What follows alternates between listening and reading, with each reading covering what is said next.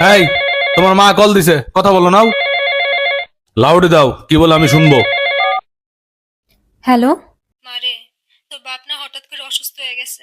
আরে যে ডাক্তারের কাছে নিয়ে যাবো সেই টাকাটাও আমার কাছে নাই। তুই কি আমার কিছু টাকা দিতে পারবি মা? মা, তোমার জামাইয়ের হাতে তো এখন টাকা নাই। আমি তো এখন দিতে পারবো না মা। ঠিক আছে মা, তুই আর জামাই বাবাজি ভালো থাকিস। ঠিক আছে। যত সব নেকামি, যে যখন টাকা চাইবো তারা টাকা দিতে হবে, মনে হয় টাকার পাহাড় নিয়ে বসে রয়েছি। হ্যালো মা, তোমার বিকাশে 5,000 টাকা পাঠিয়েছি, পাইছো?